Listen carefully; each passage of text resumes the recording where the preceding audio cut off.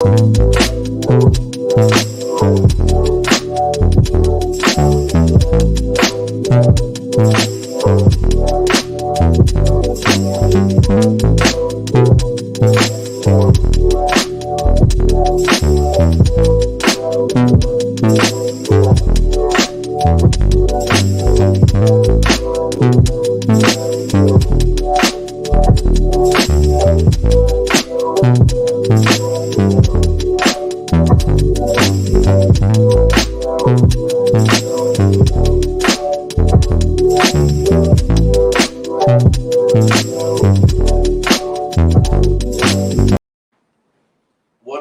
up, you crazy kids?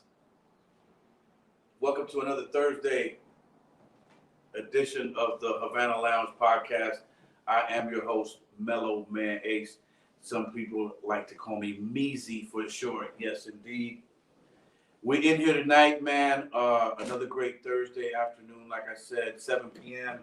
We're always live and direct at this time. And sitting next to me is the man, the myth, the legend, Mr. Tracy Murray is in the house tonight. So I just want to thank everybody for tapping in with us on this segment, on this show. For tonight, we're going to talk some NBA hoops with my man. We're going to talk about where he's at today and these types of things. As we always do, I'll give you some wine and cigar reviews later. Maybe we'll talk a little bit of golf, maybe talk a little bit of baseball, NBA, and stuff like that as well. Tracy, thank you for coming through, baby. Thanks for having me. Nah, man. You know, I'm on a legend show, man. Come on now. Oh, man, come on now. Don't get me Come all. on now. Don't get me swelled up, man. Nah. And vice versa here, brother, because reaching the heights of the NBA, spending 15 joints. I played 12 in the league and 15 altogether. 3 altogether. There you Yep. go. Yep. So what I want to do, Trace, man, is in case there's some young kids. By the way, don't forget to subscribe if you're watching. Subscribe and hit the notification bell, please. But Tracy, what I wanted to do, man, in case there's some kids watching, right? Mm-hmm. Kids coming up, right? And I kind of wanted to take them through what it's like that journey, right? When you decided to become an NBA basketball player, what age did that start? Well, with me, I was a huge Kareem Abdul-Jabbar fan, which also meant I was a Laker fan. Mm-hmm. So at 5 years old, I'm watching the Lakers with my dad. I'm like, Dad, how do I become, how do I play basketball on TV like Kareem? Yeah. Not doing this a job. I just want to play basketball on TV like Kareem. And he said, look, you do everything I tell you to do, you'll have a shot. Okay. So I did pretty much everything he told me to do. Of course, it's going to be peaks and valleys, bumps in the road, all kinds of obstacles. How old were you when you had that conversation? Now, were you already tall? Like, how old were you? 10 years old, but 6 foot? No, I was 5 years old, and I wanted to do it. And after that, he put me in basketball camps where I learned the basic fundamentals of playing. I didn't do AAU until I was about 12 years old. So at 5 years old, you knew you wanted to be an NBA player? Yeah, I wanted to play basketball on TV. I didn't know what the details of that was. I didn't know that was professional. I didn't know there was a check involved. I just loved basketball. When I was like 2 months old, my dad had a basket in like the side room near the laundry room. Yeah. And he has a picture of me shooting the ball. So basketball's been my life since I was a kid. My dad was a basketball player. My mom played. My uncles played. My dad grew up kind of looking out for Michael Cooper. We grew up in Pasadena. So when you grow up around greatness and you're around greatness and you see how greatness move and shake, you kind of try to walk those lines of people who's done great things in front of you. My dad barely missed the league. He was in the Detroit Pistons training camp back with Dave Bing, got hurt. Yes. So when you have those opportunities and you're just missing it, you know pretty much how to get there. Okay. So he was able to toss that back to me and my brother Cameron. That's what's up. Okay, so now you're 5 years old, 6, 7, 8, growing up, right? All those years you're balling, right? You're playing basketball, you shoot hoops in leagues and whatnot. You get to junior high school. How tall were you starting to get now in junior high school? Well, I was between 5'8", 5'10". Which is a good height for a junior high school. Right. When I got to 8th grade, between my 8th and 9th grade year, I went from 5'10" to 6'4" in that summer. Okay. So my body just didn't cooperate. And, you know, of course, you're going to continue to play. You're hurt. I'm thinking I'm playing with a full growing muscle. Never knew what that was. Didn't know what that felt like. But I knew I was hurting. I started playing and walking with severe limp. I happened to make my varsity team at Glendora High School that year, and then had to shut it down. So What year are we talking about? 1985. 1985. That's the year I graduated. Man. Okay, but go ahead. So as soon as I made the team, I had to shut it down. And let's find out what's wrong with me, because I'm limping around like something is really wrong, and we don't know what it is. So what happened was, I had grown so fast that here's the hip joint. The bone started growing out of the socket and curving.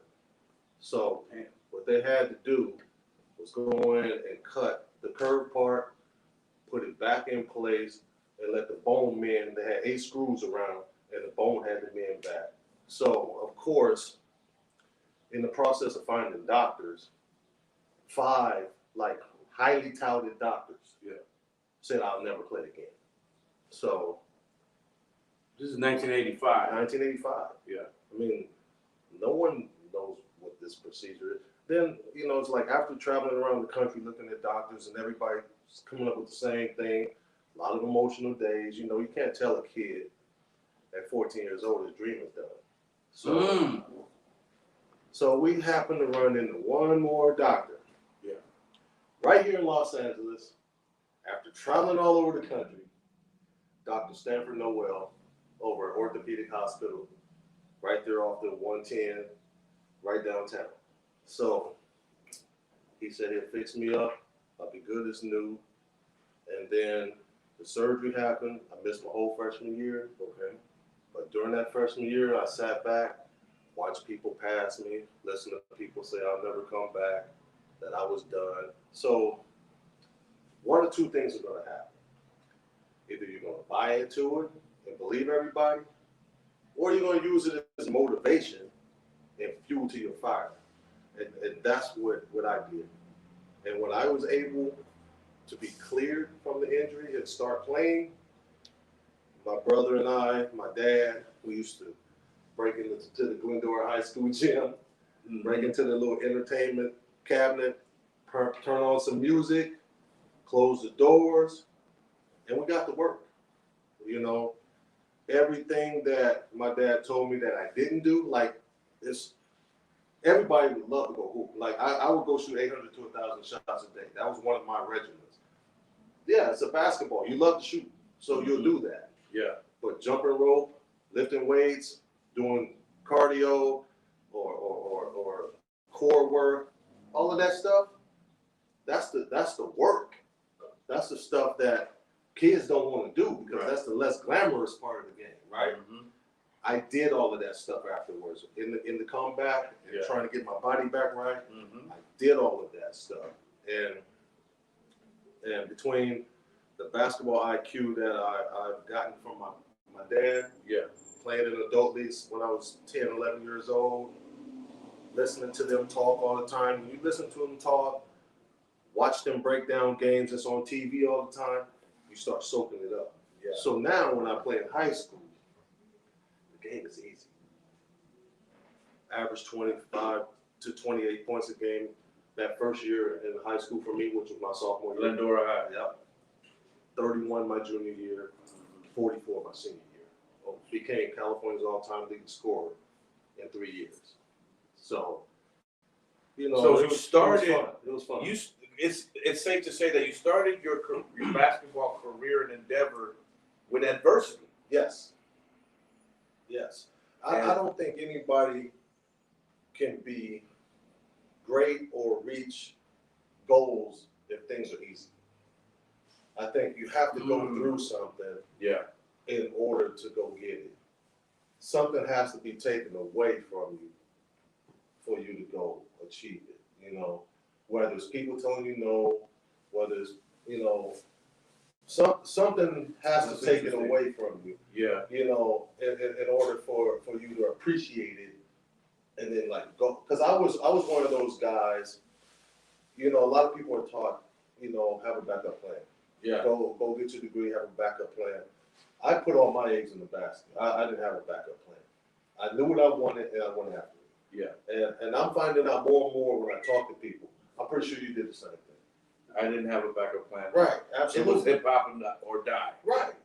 And that's why you were great. That's why you're a legend. Thank you, brother. And I think those who say, forget it, this is what I want to do, I'm going after it. But you know this too.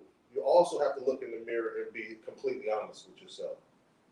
Am I capable of doing that? And the answer for me was yes. The answer for you was yes. And you put yourself around people and you put in the work so you can slide through those doors when you're ready. So, and that's the same thing what happened to me as well. So, and did you say you're scoring 40 something in your senior year? 44 points a game my senior year. In 3 quarters. Turned it around 3 crazy. quarters too, because most games were blowouts. Is that right? So I sat out. But wow, so you could have had more. when the playoffs came around, those games were tight. I had to play more. Yeah. So, you know, when I saw, you know, I had to play against Brian Russell and Ray Owens twice. San Bernardino beat us in the CIF championship. Yeah. And then we beat them in the CIF, in the state playoffs too. So Get down. when you playing against 2 pros, Yeah. Well, future pros. I mean, Right. that's tough. You know, you got Brian Russell used to play with the Utah Jazz. the Utah Jazz. Lakers. Absolutely. Yeah. I mean, 6'7". Ray Owens 6'8". Ray Owens played for the Golden State Warriors. He went to the University of Arizona. Yeah. So you got 2 guys that were really good in high school. Sure. And you had a couple more college players on that team. So they had 4 guys that played D1 ball, and I was the only one that played D1 basketball. We had a quarterback on our team, our high school, our high school quarterback, J.J. Laughlin. He had signed with Illinois, to play quarterback, but he had hurt himself in the state championship game, where he messed up his back, and he was never able to be the football player he once was. But That's terrible. yeah, it is. So now, at which year was it? 11th or 12th? Did the scouts come looking? And did you know it? Because you know, a lot of times the scouts will come, but your coach don't want to tell you, so you don't get big headed to freeze up or whatever. Right. The scouts were coming around in college at UCLA. That's when they were coming around. High school, they didn't really mess with you too much back then. And even though I was putting up 44 a game, I was in touch with reality. Well, okay, no way I was going to go right to the NBA. You're in high school. They're recruiting you for college. Yes. I'm talking about that recruitment. Okay. Every college in America probably. You know, I was a McDonald's All-American with Shaquille O'Neal, Kenny Anderson, Jimmy Jackson. We had Allen Houston's my cousin. He was on that McDonald's All-American team. Mitchell Butler was my teammate at UCLA. He was on that team. Bobby Hurley was that class. I mean, we had a heck of a, you know, George Lynch was that class. Doug Edwards played in the league. He was that class. Jeff Webster was on that team. He played. James Hollywood Robinson was that class in McDonald's All-American. He played in the league. Like, we had some dudes, you know. George Lynch went on to go to North Carolina. Right. And I'm pretty sure everybody on, you know, we're the top 25 players in America, so I'm pretty sure we're all recruited by everybody. Word up. Now, I guess what I'm asking is, did you know the college guys were looking, the schools were looking at? Absolutely. At what age did you know that? Absolutely. I got my first letter. It was University of Arizona. It was in around the 8th, 9th grade year. Arizona Wildcats? And I, you know what, I was, my best friend, Wayne Womack, when I was in high school, he went to Arizona. He went to John Muir High School and then went to Arizona. You know, we lived on the same street in Altadena. Yeah. So I was ready to go there, but they stopped recruiting me because of the Kentucky scandal, and Chris Mills was coming to them. So they stopped recruiting me for Chris Mills.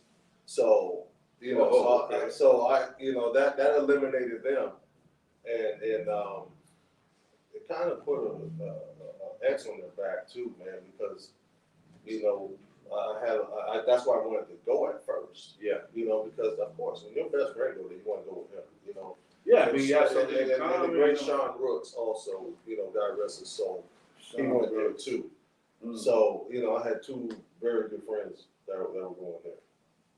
Man, I don't remember Sean Brooks passing. Yeah, 2016.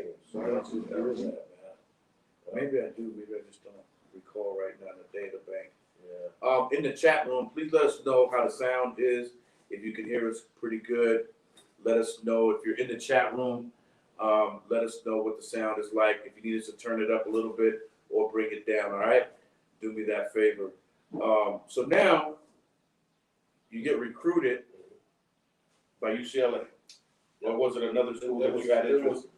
My top 5 schools was Villanova, UNLV, Louisville, New Mexico, and UCLA. The running Rebels were crazy at that time. Yeah, exactly. Yeah. So here's the process. In UCLA, it was meant to be to go to UCLA. I grew up a UCLA fan because, of course, I was a Cream fan. Right. But my recruitment was crazy. Arizona eliminated themselves early.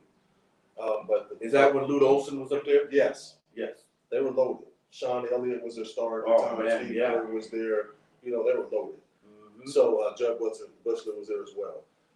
So what happened was I picked New Mexico as my 5th spot because they had Luke Longley. Okay. He was the #1 big man in the nation Yes. at the time. Go there, play with a good big man, score a lot of points, and if I wanted to leave early, go there. Yeah. So that was the last option. The 4th option was Villanova. Loved Rolly Massimino, great coach. Oh man. Very entertaining. Somebody that I feel like I could trust if I was to go to the Big East, because it was fashionable to go to the Big East at the time. Right. All the West Coast guys were leaving going to the Big East. But I didn't want to go out there. So if I did, Villanova was the choice. Okay. Louisville. I was really close to going there. Allen Houston's my cousin. He had signed there. Yeah. Uncle Wade got a job at Tennessee. He got the head coaching job at Tennessee. So I went with him, and I wasn't going to Tennessee. Okay. So that eliminated them. Yeah. And then, of course, Denny Crum is the UCLA guy. Okay. Then it came down to UCLA and UNLV. Almost signed, sealed, delivered to UNLV. My dad played for Coach Tarkanian. Tarkanian. Yep. Yeah, my dad played for him in Pasadena. Is that right? Okay. Yep. So there's a you on the tower? Yeah. Yeah. So there's a natural trust there because my dad played for him. You also had I was in UNLV team camps with my high school team all the time. So I developed, relationships with the coaching staff. I grew up with Stacey Augman. He was there. Okay. So it was, I had a natural chemistry with the team. I was cool with everybody. Went to the Tyson fight with them during my visit. As soon as we sat down, Mike knocked him out, and Bruce Elton was out of there quick. So we went, hit the streets. Gotcha. But so what happened with that was the picture with the mobsters in the hot tub. That and then talks of probation. Wait, come on back. What'd you say? There was some players that had. There was a picture taken with some mobsters and some of UNLV players in the hot tub. Okay. So now it's probation talk is around the corner. So I'm like, I don't want to go on probation. Right. So UCLA was left standing. That's why I'm saying it was meant to be to go to UCLA. Even though I grew up a UCLA fan, grew up watching Marcus Johnson, all these greats. Grew up Michael Oates from Pasadena. Grew up in him and Michael Cooper's camps. So I grew up around UCLA, watching it on Channel 5 back in the day. So I was a major UCLA fan, but it was just meant to be to go there the way things worked out. Yeah. Now this is, of course, after John Wooden. Yes. Who was the coach? Jim Herrick. The Jim crazy Herrick, thing is Walt Hazzard, excuse me. God rest his soul. Walt Hazzard recruited me. Yeah. And I was going to sign because I like Coach Haslett. You know, I like what he was doing. He had Reggie Miller, he had Paul Richardson, I had those guys. Yeah. And then they let him go. And then Coach Herrick came in there, and I didn't really know Coach Herrick at the time. So the recruitment had to start all over again, but the school recruits itself. You know, Right. And then you see what Coach Herrick was doing with Don McClain and Derek Martin, letting those guys play. You know, he was telling me I was going to come in and play. So I was like, okay.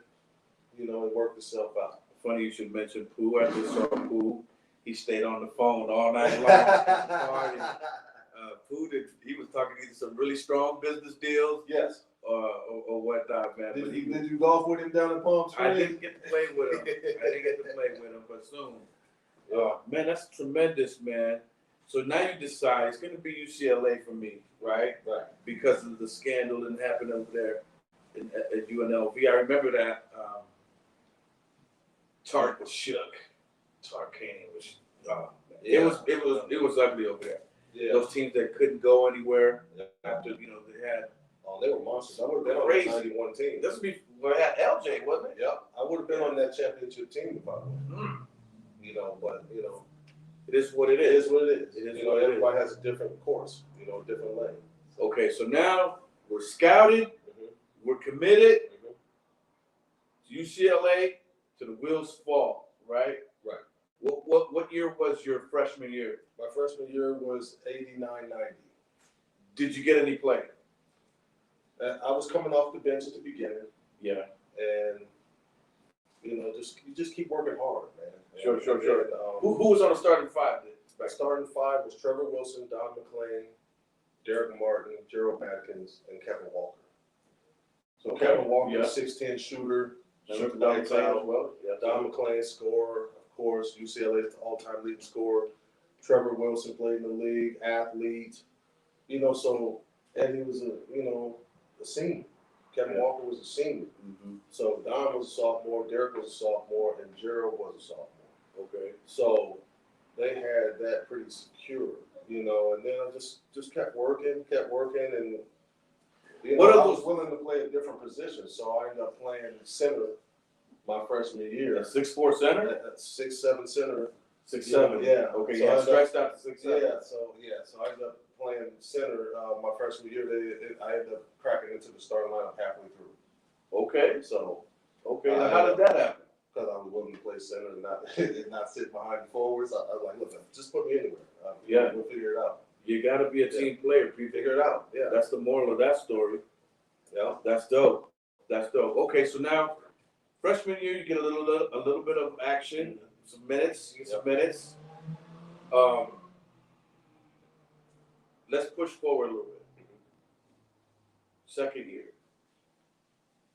Tell us a little bit about your second year now. So second you year. started to establish yourself a little bit. Right. Just coming off of making the freshman all conference team. Get down. Then the second year, I'm playing my natural position now. Forward, Trevor Wilson's gone, so there's more minutes, there's shots, there's opportunity, and that second year I ended up averaging 21 a game. I watched you on TV. That freshman year, we knocked off number one Kansas, and I hit the game-winning free throws to knock them off. The Jayhawks, yes. Right, so we went to the Sweet 16. Then fast forward to the second year, averaged 21 a game. We got knocked out first round by Penn State, and I remember that. Yeah, it was embarrassing.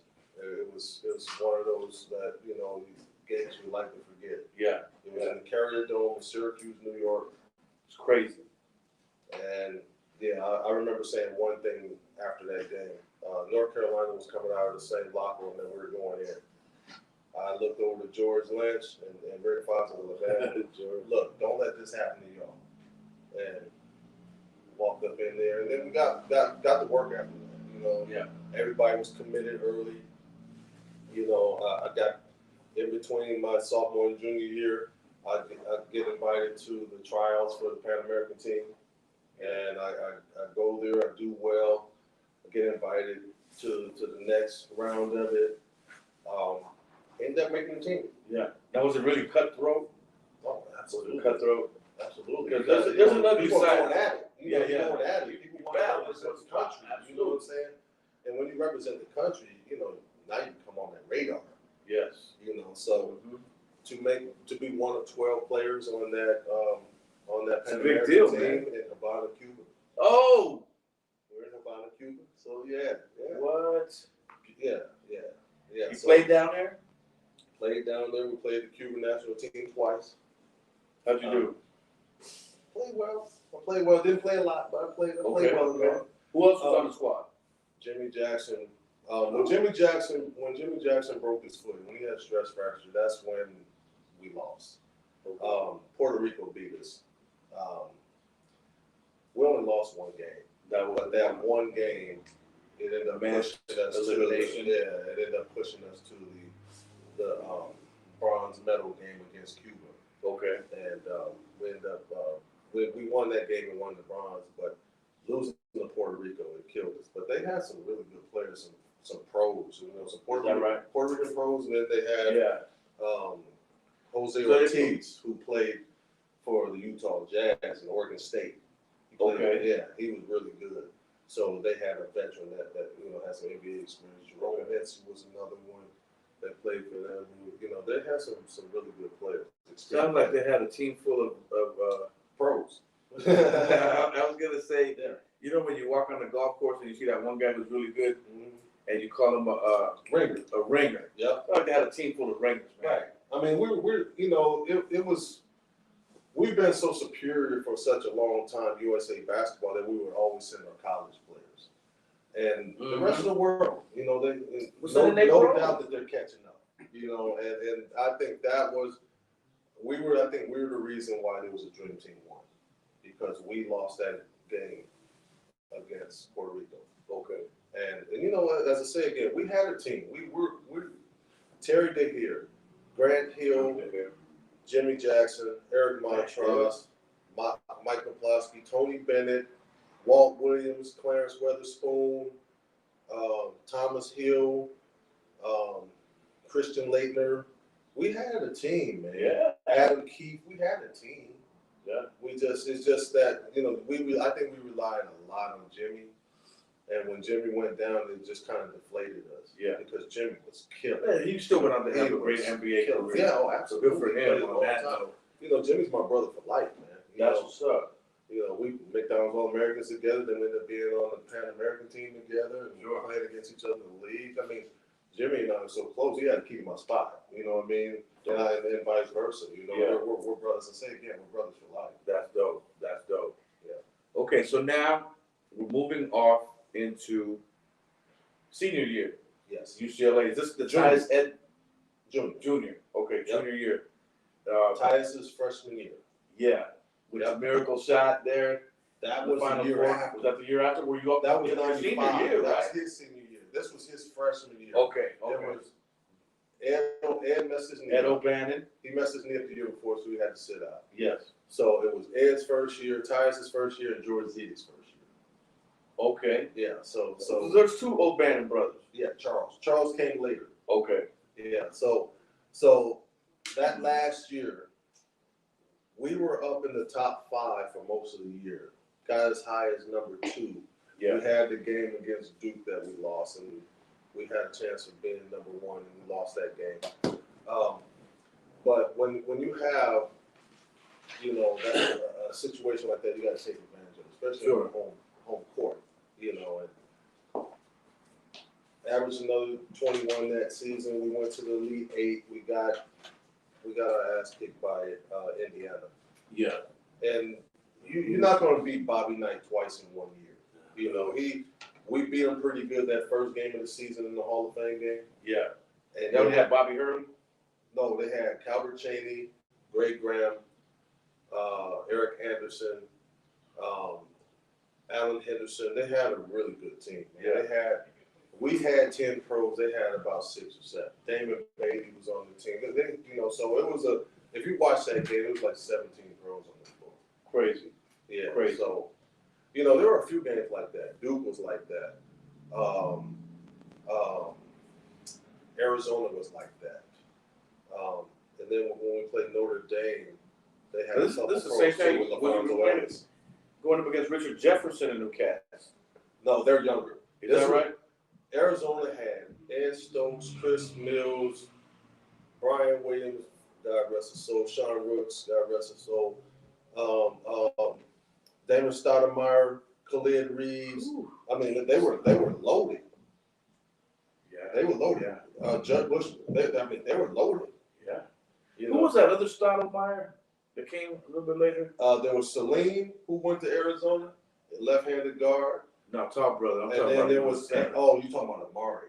He's not Amari related. Stoudemire. Yeah, he's not related to them. But they also had another one, Antoine, who played at Oregon. Antoine Stoudemire? Yeah, he played at Oregon. That's Okay. Damon's cousin. So, Gotcha. yeah, I mean, those Stoudemires, the ones from Oregon, there's Damon, Antoine, and Salim. They can play.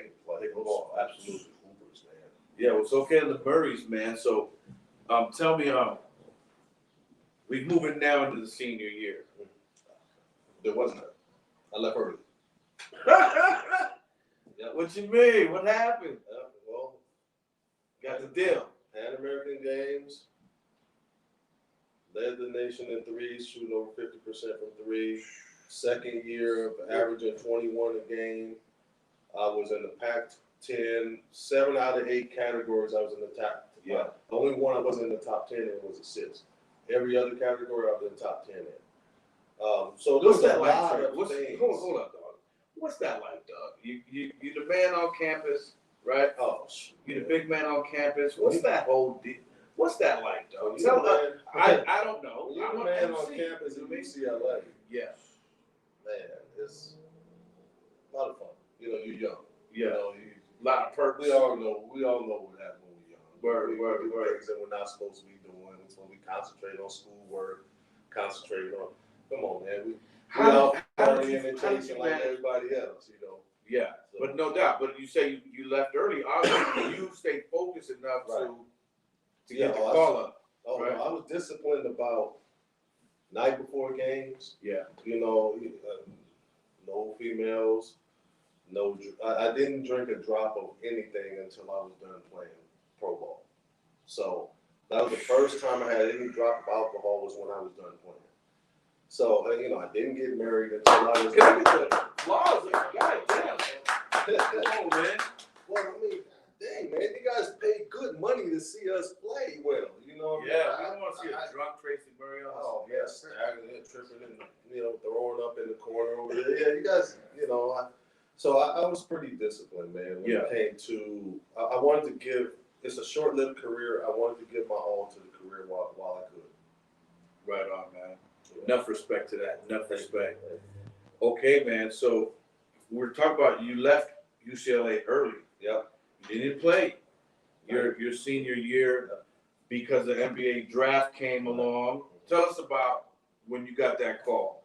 Like, or did you decide to come out and then, Yes. you know what I'm saying? I decided What's to that come process out. like? For those of us that don't know what that. Well, it's just different from today. Today, you put your name in the hat and you can go and do workouts and decide on if you're going to continue or go back to school. Okay. Back then, if you made the commitment to go to the NBA, it was all. There was no turning back. So it took a lot of, you know, thinking, getting sound advice from my parents, you know, putting together a pros and cons list. What's the pros of staying? What's the pros of leaving? What's the cons of staying? What's the cons of leaving? So you put that together and you're able to make a sound decision. Yeah. It's not just a gut instinct like, yeah, I'm going to leave. No, you need to have evidence to back up why you're leaving. Yeah. You need to have evidence that's going to back up why you should go back or why you shouldn't go back. Mm-hmm. So the reason why I didn't want to go back was we were graduating Derek Martin, Gerald Mackins, Don McClain, our 3 seniors. We didn't have senior leadership. We graduated 60% of our scoring. That means the next year I was thinking I was going to get double teamed. My number's going to drop. My stock is sky high right now. I'm predicted into the lottery mid-first round. I'm out. 18th overall. Yeah, I'm out. So I ended up going 18th overall. But, you know, Robert Horry was at number 11. Adam Keefe was at number 10. and Atlanta was number 10, Houston was number 11. They were both really serious about taking me. But how can you argue with not taking Robert Horry? You know what I'm saying? With what he did in his career. Everywhere he went, he got a ring. Oh, second winningest player in NBA history was behind Bill Russell. Is that right? I didn't know Robert had all these rings. Well, of course, we know he got played with Bill Russell too. Got those rings too. So, yeah, that's crazy, man. So now we've gone through the process of when you was a young child. You made your mind up. Because, see, this is the hard part for me to understand. And I'm trying to understand where I went wrong. Because I was thinking when I was young, Pops was grooming me to be a baseball player, right?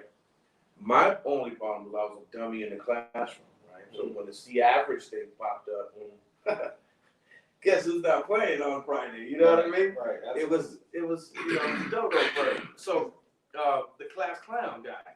Right.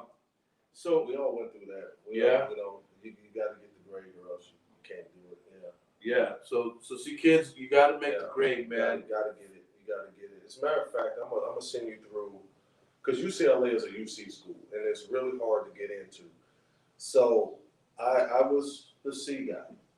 I love basketball. I put all my energy into that. I just was skating by, doing bare minimum academically. So UCLA is like, well, we can't let you in with these grades.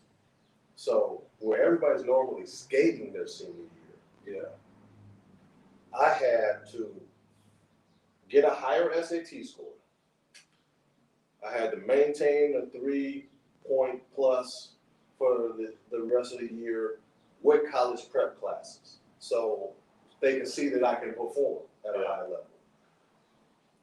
I had to do a video so the board can see that I'm articulate enough to go there and that I can speak and I can handle myself. So I had to jump through a lot of hoops at the end. And it wasn't for my play, it was for academics. You're talking about in your junior year. This is my senior year of high school going into UCLA. Oh, gotcha. Okay. Yeah, we're talking about grades. So I had to get my act together academically to show them that I can perform in order for them to say, okay, here's a scholarship. So yeah, that was UCLA was a different situation. I had to show them that I can be a student athlete because that's what they sell, people on the company. Look, you have to be a student first, athlete second. Even though we have a bunch of great athletes who come to UCLA, but student athlete, that's what they want. So yeah, I had to show them that I can perform in order to get in there. So kids, if you're watching, if you can't get around it. You have to perform in the classroom. If you want to achieve any type of dreams, you have to perform. You have to. Yeah, and I think that's no what ways turned around me on to hip hop so much was that you didn't have to get a grade. Right. But you have to be smart in order to write your you had bars, to be good. right? You had to be good. Yeah. Because they'll tell you was whack to your face, if you wasn't any good back in that era, in that time. Well, shoot. I mean, just writing. You have to be smart. And then you have to be witty on your metaphors and how you spit your bars. Yeah. So you can't tell me that people who rap aren't smart, because they are. Favorite class in high school was English class. There it is. And that's why you can write. That's why you spit bars. I love doing the definitions Right. and all that. Right. Finding out what words meant. I don't know why, but I came to find out later. But this is interesting, man, because now now let's bump it back forward. You're coming out early. What's that process? Do you call? Who do you call? Who do you tell? You tell your coaching staff? I told the coaching staff that I was leaving. I hired an agent, and then from there, the agent put together he calls a bunch of teams and he sends you to a bunch of teams to work out for them. Okay. So that process is still the same. Okay. Hire an agent. Well, those who are on the fence, Did your college coach try to talk you out of it? Yeah, he did. Okay. He did. But once we all had the meeting, we sat down, and we showed him that we kind of like researched it. We kind of like, we did our homework with the decision. Yeah. That we wasn't just making a just fly-by-night decision. And then he was like, well, you know, hey, looks like you guys got your mind made up. You know, best of luck. If I can help you in any way, just let me know. Yeah. You know, so, you know, I'm here if you still need me. You know, so, and me and Coach Eric, we're still close. You know what's so crazy about Coach Eric and I? What's that? We have the same birthday. Oh, okay. How crazy is that? Yeah, We have the same birthday. So we've always, you know, had a connection. So he was instrumental in helping you and your family decide at all?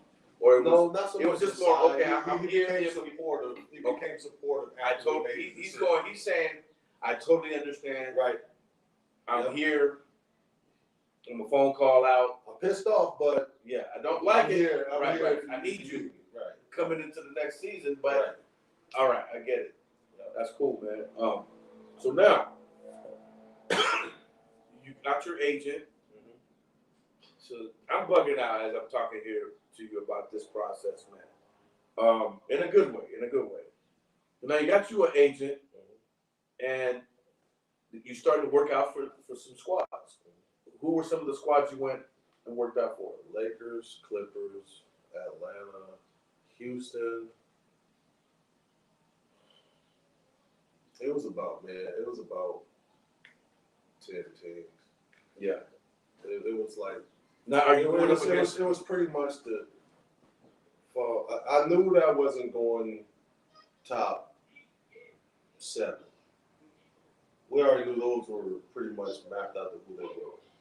So from like 8 to 18, Spurs actually 8 to 17. Spurs, I didn't even work out for them when I got drafted by them. Yeah. How many points were you averaging in your junior year at UCLA? Another 21 points. I averaged 21 points a game 2 years in a row. So they're like, what's up, kid? Right. It's like this. Obviously, this kid can put the ball in the hole. So yeah. We know he can score. We know he can shoot.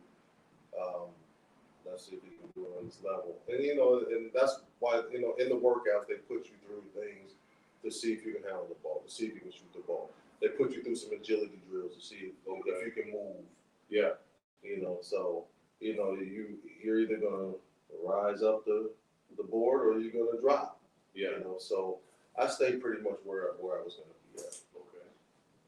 So now, when you first got that call from who drafted you coming out? San Antonio. So what was crazy was they moved the draft that year from New York to Portland, Oregon for some reason. Okay.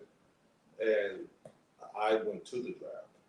So, there's a bunch of tables set up. We're all in the back. Shaq's got his table. Christian's got his table. Alonzo Mourning's got his table. We're all there with our agents and families and stuff. So we're sitting at the back. And there were, I was on high alert for Atlanta, Houston, and Lakers and Clippers said I would definitely not pass them. So they were sitting at like 15, 16, like around there. Yeah, okay. And so in other words, they said somebody's gonna snatch you out. We're gonna snatch you if you're there. So this is when you first find out how full of shit people are in the NBA. Okay. Like, don't believe anything that they say. Gotcha. They'll lie to your face. Okay. So obviously they lied because I didn't get drafted by any of those teams, right? So yeah. So right now I'm stressed out now. Once the Lakers picked Anthony Peeler and the Clippers picked Randy Woods, I was like, you know what? I'm out of here. Pew. Come on, mom, dad. I left mom and dad at the table. I was so stressed out. Yeah. I took a walk. Okay. I went in the back. Let cooler heads prevail. I walked around in the back. Yeah.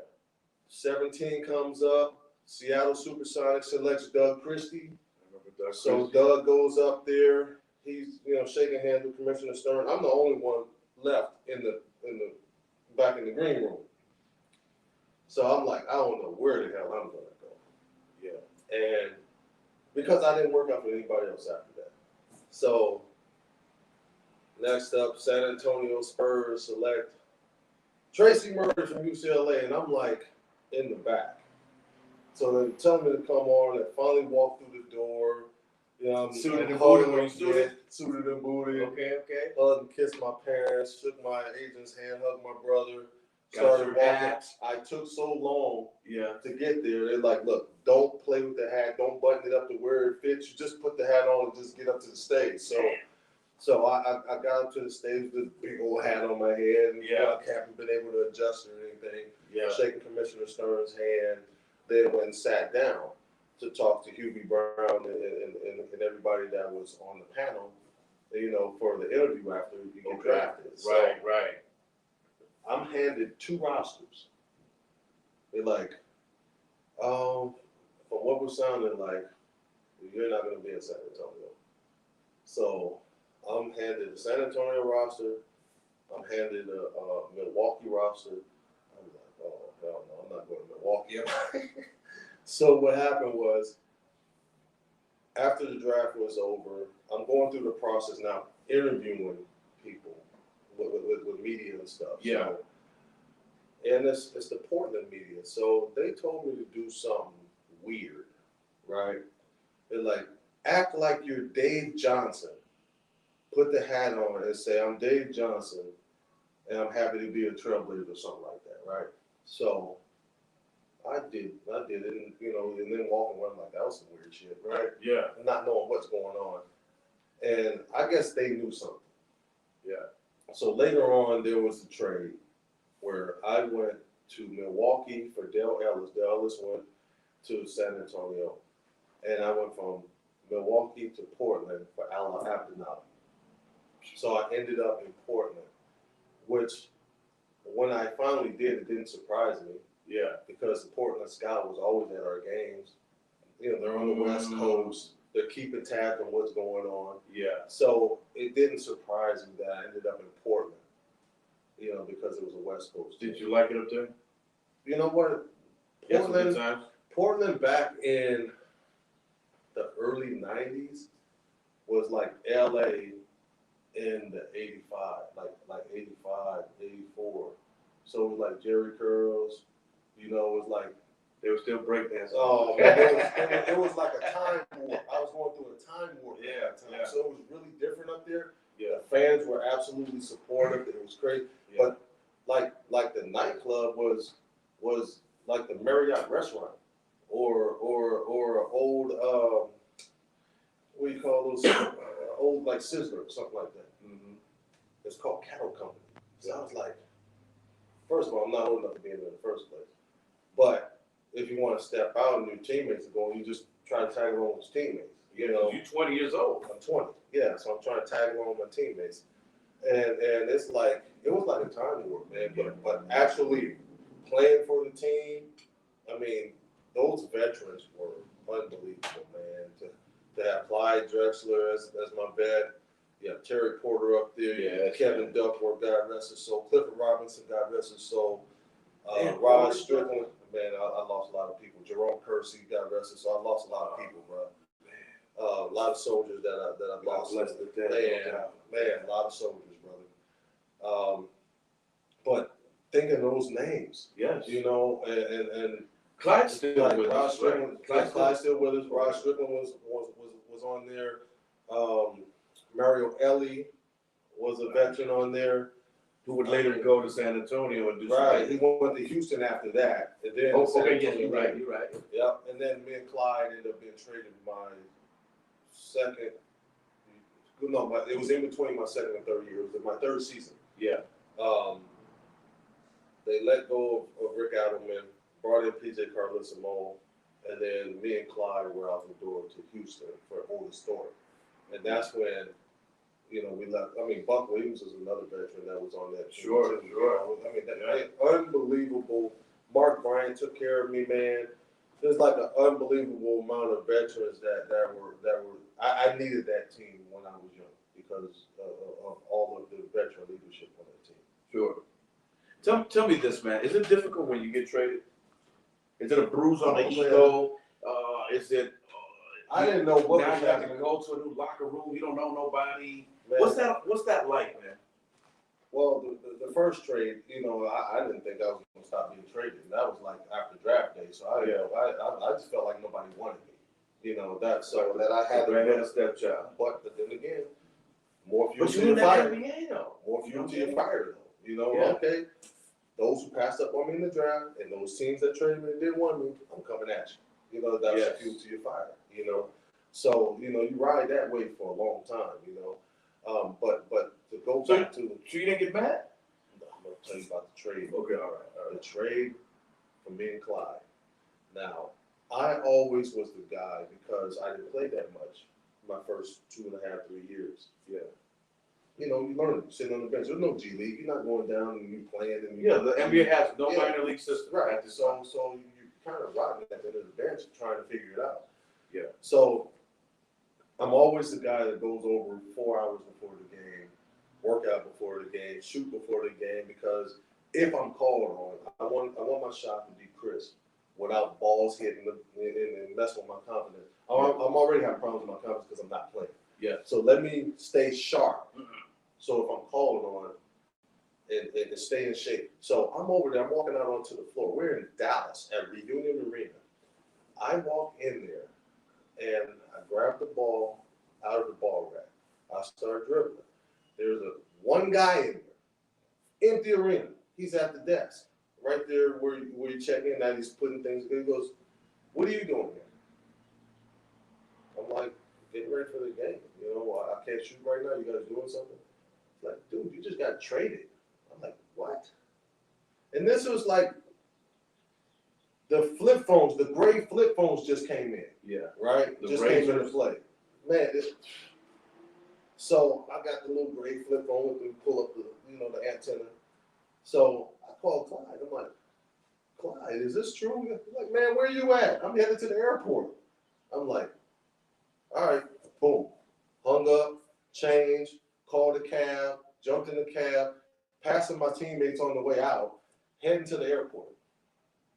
Did not know I was being traded. No one told me. Your agent? My agent didn't even tell me. I found out from the scorekeeper at the Dallas Mavericks putting everything together at the score sheet. That's an ill That's story. that's how I found out I was traded. That's an ill story. Okay. Wow. So I barely made the flight. Wow. Clyde's laughing at me. I'm dripping wet, running through the airport like O.J. Simpson. Yeah. You know, I'm dripping sweat. I'm in my suit. And he's laughing at me like, "Man, you barely made the flight." He's laughing. You know, he's happy because he's going back home. Okay. Yeah. He played. He five slam and college jam. all over It's a there. 5 slam and jam reunion with him and Dre. So Larry- he's happy right now. Larry Mishaw. Yeah. So Yeah. Clyde is, Elijah One. man, he's hyped right now. You know what I'm saying? Ralph Sampson. Man, They had you know what, it was. lineup. It was crazy. It was crazy. You know, the energy. You know, Clyde went from not being happy to all of a sudden energized. He was like young Clyde again, dunking the ball on people and stuff like that. And then that unbelievable run from the 6th spot. We were the lowest seed to win the championship. And this was the second championship. This was after the one that they beat New York. Yeah. You know, they were walking around, enjoying the championship too much and forgot there was another season that happened. Yeah. So they were looking for a shot in the arm, and they got it with Clyde Drexler. That's so dope, man. That's so dope. People, if you're with us, you are in the Havana Lounge. I am your boy Mellow Man Ace. This is the one and only Tracy Murray, man. We are chilling, chopping it up, talking hoops today, and I'm having a blast. Please believe it. Tracy, man. So the scorekeeper tells you traded. Yeah. Okay, so now what's it like walking into a new locker room with these other brothers going, "Here come this motherfucker." It was difficult. It was difficult because Otis Thorpe was a big part of their team. Yeah. They were a really close-knit bunch of guys. And Otis Thorpe was their guy. Yeah, he got shipped out. And he got shipped out. So it was Everybody blaming it on you. Oh, man, it's instant heat walking up in that locker room. Oh, man. We weren't really received that well. Guys were tight. And even though I knew everybody, Clyde knew everybody, they just traded their boy that they won a championship with, that they went through it, with Sure. to win. So you have a different type of connection when you win championships with people. Yeah, it's like taking a mountain in war together. Yeah, Right? It's the ultimate. It's kind of the same prize. thing when you're on tour with a certain person, your first tour, you have a bond for life with that guy. It's the ultimate prize. Sure. As a team sport. Absolutely. So you lose one of your soldiers, and you bring two guys in here. You know, I was just happy to get out of that situation. Clyde was too, and Clyde was happy to be home. The only one that was happy really was Hakeem Olajuwon because he's getting his best friend. Yeah. You know, 5 Slammer Jam reunion. So you see Dream and Clyde acting like kids. The rest of the locker room's quiet like this. What the hell's going on around here? Who else is next? You know, they're thinking. People's heads are turning. People are like, all right, you know, what's going on here? What are we doing? You know, so it took a while for the chemistry to happen, the acceptance to happen. But once it happened, it was magic. Because it was almost like the season was rocky. We went hard at the end. We started developing some chemistry. We got to the 6th spot. Okay, we in. But now we're playing all the top dogs. But the poise of that Houston Rocket team, they never panicked. They're like, look, relax. We're gonna be all right. That was almost like that was their motto. Johnovich's team, wasn't it? Yeah. And that was almost like their motto. Relax. They're gonna make a mistake or they're gonna blow up. The pressure's gonna be too much for them. We've done this already. The poise was unbelievable. And I've never seen a team that poised. And that's why we won that back-to-back championship that year. Yeah, you guys were always a problem if you were a Laker fan, you know. Yeah, they had to guard the king. No one could guard him. Hakeem Olajuwon. That's a monster right there. He was ridiculous. Man, I loved Hakeem in college, and then when you had to just see him in those finals and all that kind of stuff. He added so much to his game from college. I mean, he was just a shot blocker and a dunker in college. Where he added the dream shake and shooting jump shots and fadeaways and jump hooks. And where is Hakeem Olajuwon today? You know, he's Nigeria. He's between Houston and Nigeria. He's back and forth. My brother saw him about, I say around April of this year. No, it was in March. Of this year. It was in March of this year. My brother took a team to AAU tournament out there. Yeah, Hakeem came to the gym. That's so. Shout out to your brother too. Yep. What's up, C. Murray? True indeed. Salute, C. Murray. And you know he's speaking of C. Murray, Cam. He's doing an unbelievable job with his program, Prodigy. Yeah. Unbelievable. Tell us about it a little bit. Prodigy was what happened was this.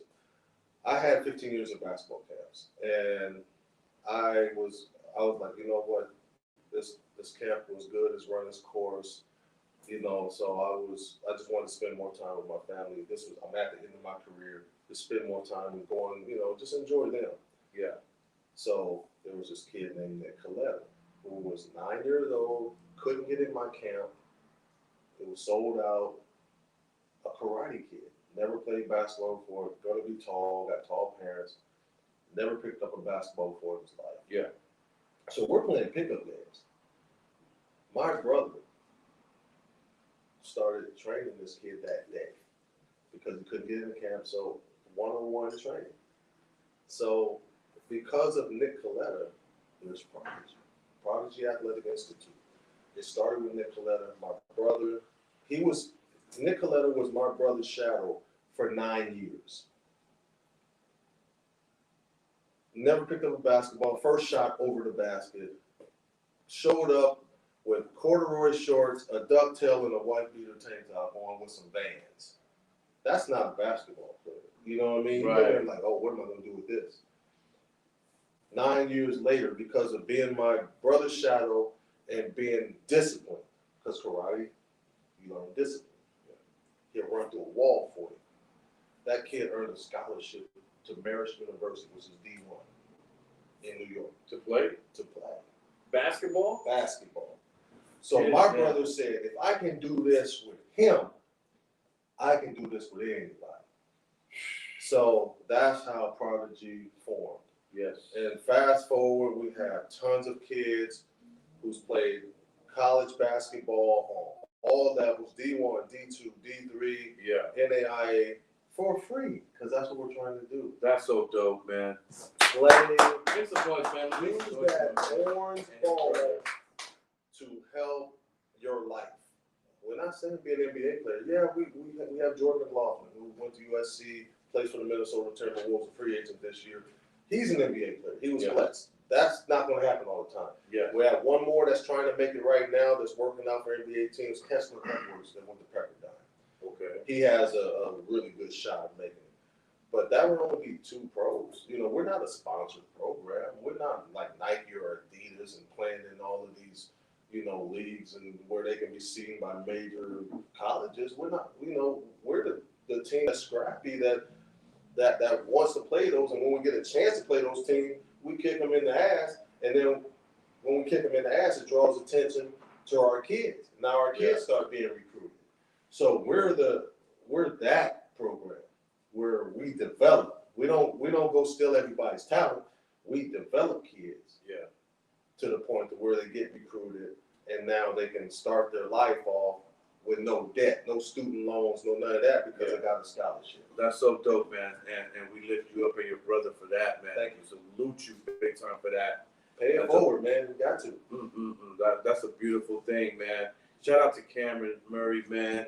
Wherever you may be, we love you, brother. Thank you for you know, paying it forward to the youth like that, man. That's something big, bro. Like to be able to do that, man. I've been thinking about doing something like that with hip hop.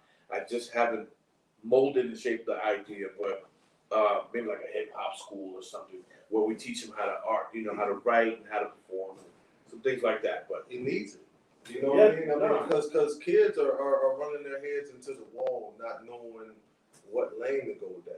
You know what I'm saying? It's just, like if there's somebody that can help walk you down the lane, you know, now you know how to maneuver within that lane. Sure. But if you don't know how to get there, how is it going to happen?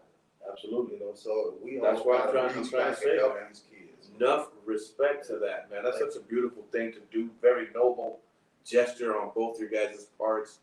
But I'm sure it's rewarding too, and you feel it. Oh, absolutely. You know what I'm saying? So we have doctors, ophthalmologists. You know, Doc was in my basketball camp. Is that right? When he was younger. So our ophthalmologist. Shout out Dr. Lou. Dr. Lou Corbin. Yep. Yeah. Yeah. So he came through. Yeah. I mean, we've had all kinds. We've got teachers, professors. You know, now Nick is a money manager. So you know, we have all of these people that's come either through my basketball camp or Prodigy.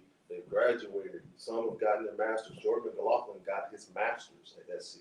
So you have these guys that have this opportunity now to attack the world ahead of the game. Yeah. And you know, hats off to those guys for putting in the work.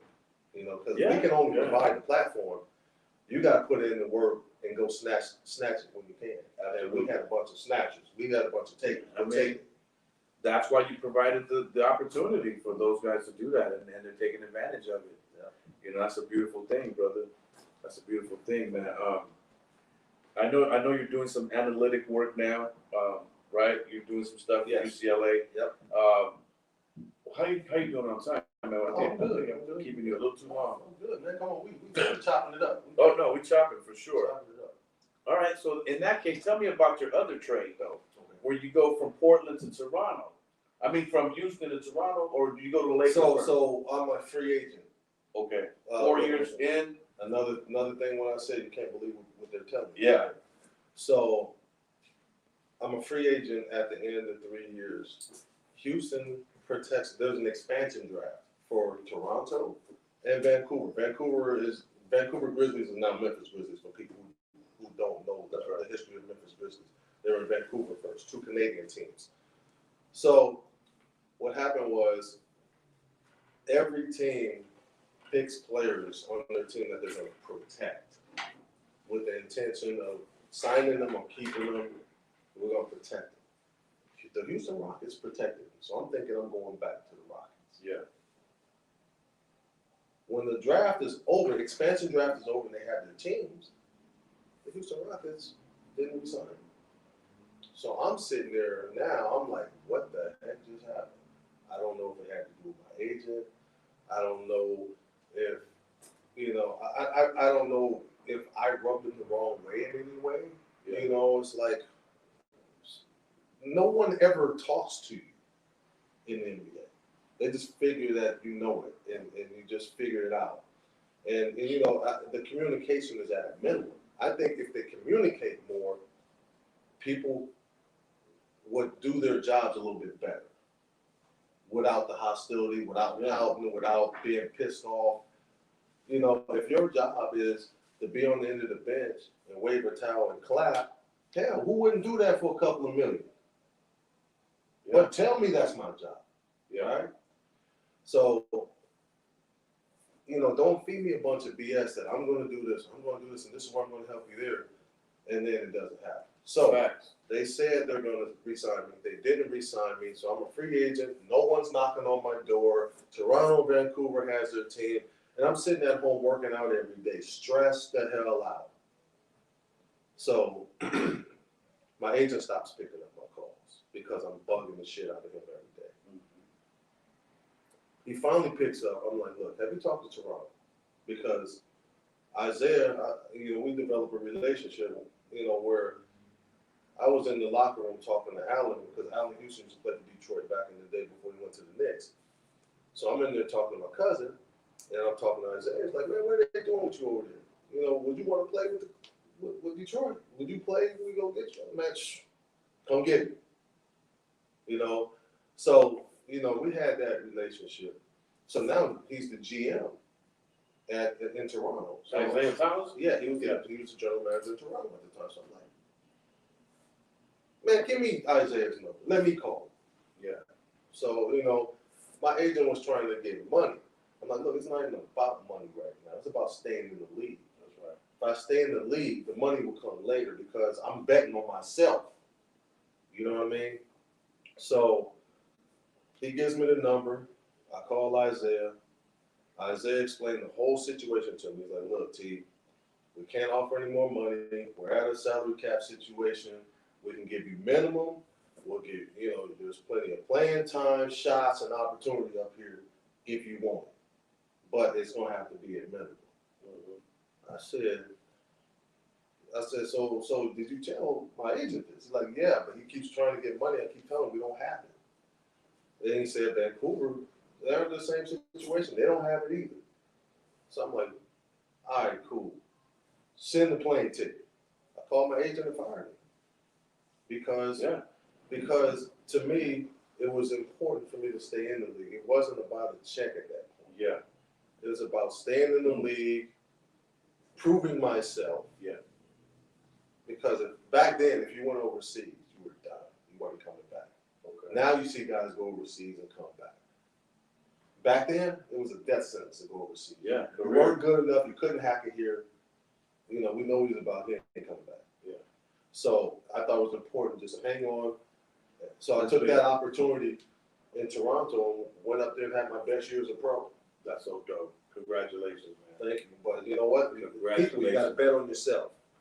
Bet on yourself. When it wasn't about the money. See, that's a similar story with Capitol Records that I had that I walked away from. But that lets me know you're a real one. Mm-hmm. You do it because you love it. Yep. The money, you're gonna have some money flowing through it. It doesn't matter. But that's what I'm talking about, man. I'm dealing with a real one right here, right now, people. This is Tracy Murray, the one and only. I am Mellow Man Ace. This is Havana Lounge podcast. It is Thursday, a little bit after 8 p.m. I want to thank everybody for tapping in with us and hanging out with us for this long. Tracy, man, tell me about, and I won't keep you too much longer. Tell me about what you're doing now with UCLA, with the Bruins, and what that's all about, the slam dunk and everything. Okay, well, after my 3 years in Europe, I didn't know what the heck I was going to do.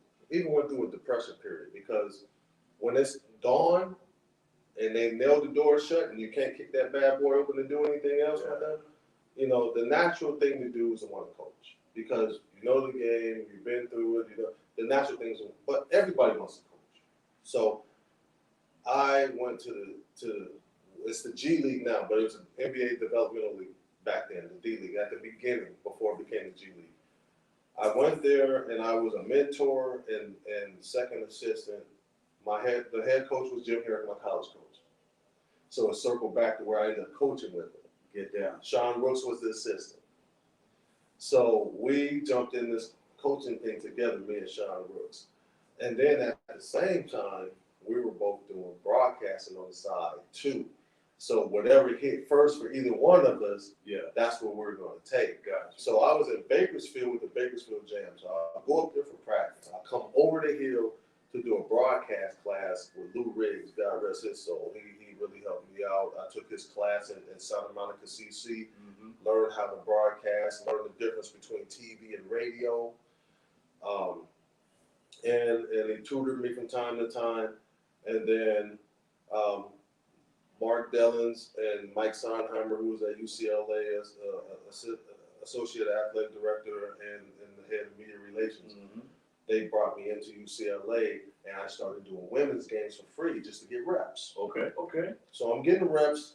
He said, I'm going over the hill to still coach. Yeah. Coming back, doing, now Don McClain is getting so good at broadcasting. Now he's doing TV and radio. So now he just, when he can't get to the radio, now I'm doing men's games and starting to get a check for the men's games. So I'm doing G League, women's games, UCLA men's games, field game. Yeah. So I'm like, okay, this broadcasting thing looks like it's starting to move a little bit faster than coaching. Yeah. So I jumped in, and here it is 12 years later. I've been the analyst for UCLA now for 12 years. So right. I'm doing my thing there. Good deal. How the ABC Slam Dunk Sunday show came along, it came along after I got a call from Byron Scott in 2015 to come to the Lakers and be a shooting coach. Yeah. So it's a good job. Miss Kupchak, we work some things out. I come over to do the shooting coach thing. Byron gets let go, and so I ended up getting fired too. That was Kobe's last year, the 60-point game on the way out against Utah. To be able to play with him and coach him was unbelievable. It was two different times. You saw the maturation from a young man to a man, from a young single guy to a father, married man, and doing his thing. And it's like you saw everybody watched it on TV, but to have kind of been close to it, it was amazing to God rest Kobe. So oh my goodness, I mean that was a tough one. So it was that year. After that, I went back to UCLA because it opened up. My teammate Derek Martin took it over for that 1 year, but he wanted to coach, and he got an opportunity in the D League to coach the G League, to coach in Reno. So, and that was a Sacramento affiliate, the Kings affiliate. So he went there, and I was lucky enough to slide back into UCLA. And so I went back to work with UCLA, and then I got a call from John Black, and he was like, hey, how would you like to do stuff for ABC7 and during the Slam Dunk Sunday show with Wild Fukuzaki? How would you like to do that? Well, are you interested? Like, well, yes, I'm interested. Let's do that. Yeah. And I've been over there now for about 3, 4, what 6 years now? Is that 6 years? 2015? 15 down to 20? Wow. Yeah. Time flies when you're having fun, baby. Exactly. And, I'm on there with Norm Nixon, Michael Cooper, and Alicia Milton-Jones. Yeah. And we have a good time, man. Cooper's a nut, man. He keep me on my toes on that show, man. Yeah. I follow Coop on the gram too. Yeah. We I've been there to say, and Coop was one of my mentors, like a big brother my whole life. And to be able to work with him on that show is cool. That's awesome, brother. So that's where we're at today. That's where we're at today. Prodigy. I'm helping out coaching. I've always been part of Prodigy the last 10 years, helping on the 17U AAU team. We just started girls because Cam's daughter and my daughter are all on the same team. So now we're helping out with the girls, trying to get the girls program started. So, you know, between Prodigy Athletic, UCLA basketball, and ABC7. And shout out to UCLA men's basketball team. What they did this year, getting to the Final Four, was unbelievable. Absolutely. Thank you for the ride. It was an incredible ride this year. Yeah, you were tracking the big things coming up with you guys. So yeah, but it was, you know, it's been a blast, man. Life after basketball was tough at the beginning, but I found my niche. Found yourself. Found my niche. Hey, appreciate you. Appreciate you, bro. Thank you for coming through, man. I'm on here. Legend, dog. Yo, people, that's the time for the night. I don't want to keep my man too long, and I know everybody's got things to do as well. Before I go, though, I did want to give a little recap. I've been drinking this wine from Monte de Oro Winery up in Temecula. It was sent to me by my man Ramon through, I believe, Ruthie or something like that up there for us to check out. And I've been drinking it throughout the show, and I got to say, I really love it. This is their Pinot Grigio 2018. It was a fine wine. It kept me entertained while Tracy was telling me about his life's path and journey. It was really, really delicious. So you guys have a great wine going down up there. So thank you to everybody up that way. Yesterday on the golf course, I had this cigar, and without my glasses on, and I'm not going to put them on. It's a Nicaraguan blend. I'll have to put the name in the description for you. This is it's called the 1875. This cigar here, if you can see that, is a great cigar. It's smoked evenly and smoothly. The aroma was spectacular. The leaves and everything just kind of came together really well when I was on the golf course. I was really feeling it. So I would definitely take this cigar out if you like this one. Man, hold on, man. I gotta give him the name. I gotta tell him the name.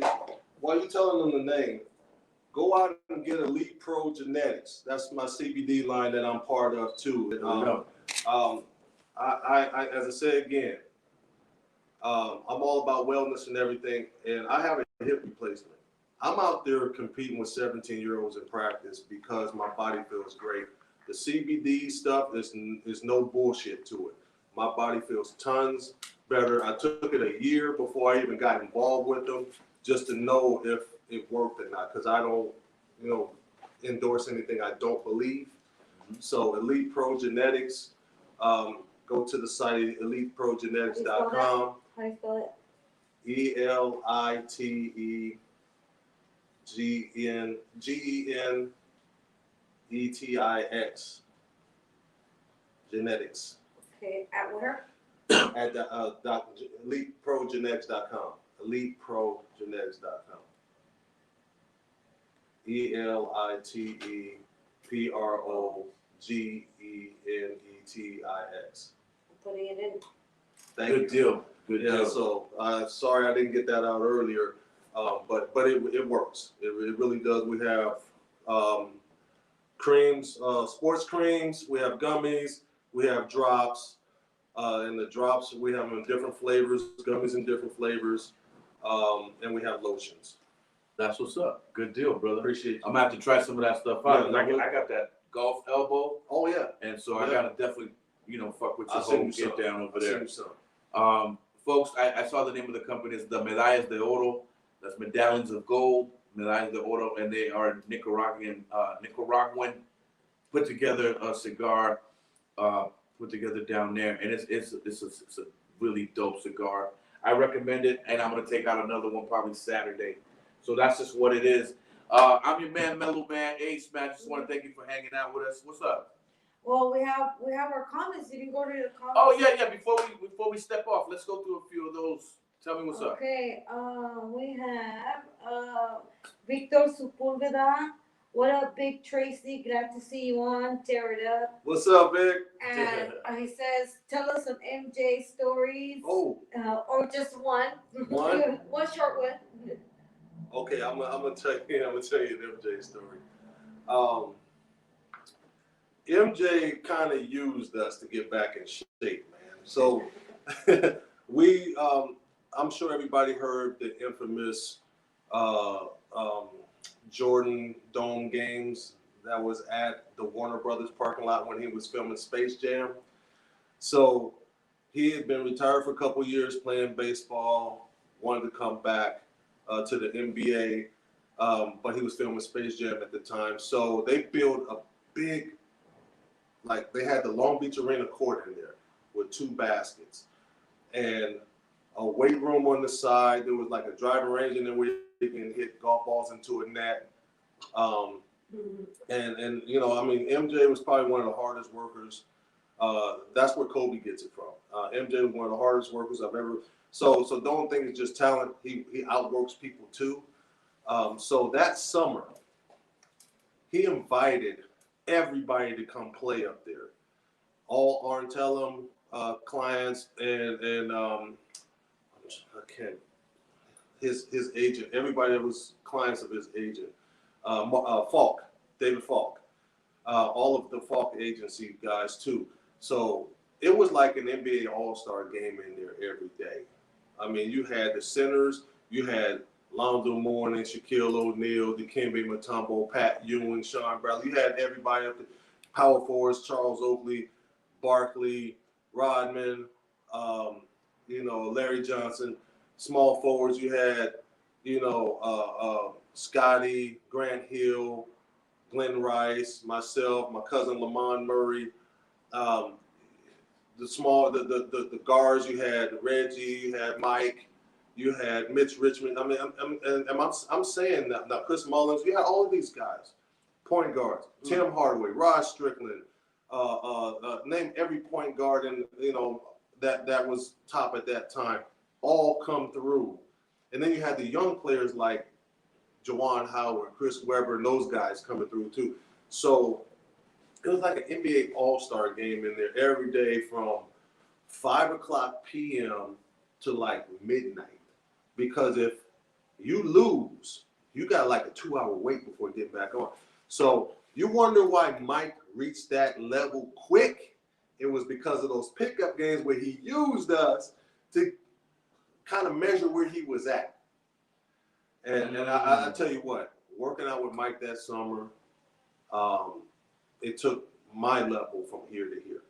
Because when you rub elbows and you work out with greatness, you become pretty doggone good yourself. So Facts. Shout out to Michael Jordan for providing that platform for us.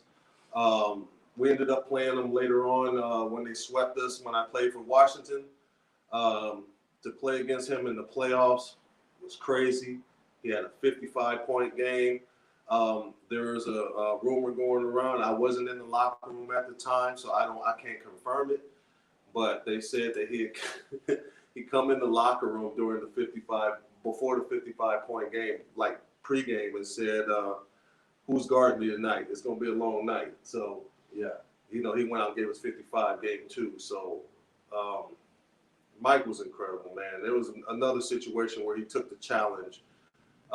Game 3, I was having a big quarter in the third quarter. He got mad at Scotty. He got mad at Tony Kukoc. He's like, "You guys can't guard him. Fucking move. I'll guard him." So Mike came over and guarded me. So it's like he always took the challenge, no matter what. You know, he would take the challenge defensively to shut your water off, and he'll take the challenge offensively to carry the team if he had to. You know, he's one of the, you know, I still think Kareem is the greatest because everybody's chasing him. He's still the all-time leading scorer. Yeah. But Michael took this game to an unbelievable level. He took it worldwide. I think it's unfair to say who the GOAT is because there are so many guys that deserve to be in that conversation. But Michael was definitely the GOAT in his position. Kareem's the GOAT in his position. If you want to go positions, you can start talking GOAT comments in positions. I think that's fairer. That's dope. Okay. Yeah, I often felt that about hip hop as well. You can't compare. You can't. Anything else over here? Okay, yes. We have another one. Thank you for that story. We have Criminal Attack Music. Says Lakers all day. Much respect to the legend. All day. From Thank your you. boy Jazzy. Thank you, Jazzy. Appreciate it, man. Enough respect. Thank you. Rest in peace, Kobe. And then we have Ramon Valdez. I guess she's using, no, it's a female. Her name is Betty Duro of Monte. She's tuning in, and she also said, finish off with the story of Kobe. Finish off with a story of Kobe. Okay. I'm going to give you the infamous wrist break story.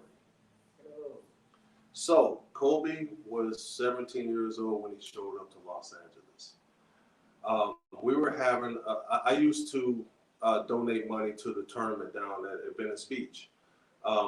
And so I'm sitting in the VIP tent with my father and my brother, and we're hearing that Kobe is coming up to the beach. It's his first day in town. So he shows up to the beach. You know, we have the same agent, Arn Tellum, at the time. Show him some love, tell him welcome to the league. And all of a sudden, he sits down and starts changing. I'm like, bro, what you doing? Like, I'm going to hoop. I'm like, yo, you don't have to prove anything to these people out here. You know, you're in the league. You don't have to do that. So he goes out there, checks into the game, comes out there and gives the infamous, you know, East Coast crossover at the time where he shakes the guy, right, and crosses him left. The guy went so far right, everybody's like, ooh, and then he went and dunked the ball on somebody. So the beach is going crazy right now, right? Yeah. So he gets the ball again. He rocks him again and crosses it. Now he doesn't go as far this time. He kind of stays closer. He's still by him and he's going for the lean dunk again. The dude swept his legs and he went down there and tried to catch himself and broke his wrist. Just grabbed his wrist and ran to the car. So that was the infamous wrist break of Kobe when he came into training camp his rookie year with the broken wrist. He did it hooping at Venice Beach in a tournament. Wow. That's how much he loved the game, though. He loved playing hoop. And that's why we love Kobe Bryant, man. Yep. He gave you everything. And that's why LA loves him, because they know that he gave everything to them. Absolutely.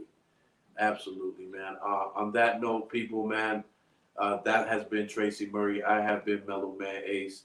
I was going to do some sports scores, but after that Kobe story, there's no need. So in the great words of my man, the great Curtis Mayfield, remember, people, that your dream is your only scheme. So keep on pushing and move on up. Thank you, my man, for coming through. Appreciate it. Thank you. Hand of applause. Round of applause to my man. Peace, everybody. We'll see you next week. I'm forgetting right now who my guest will be, so just tune in. I'll let you know on Facebook or Instagram or Twitter. All right, we out. Peace.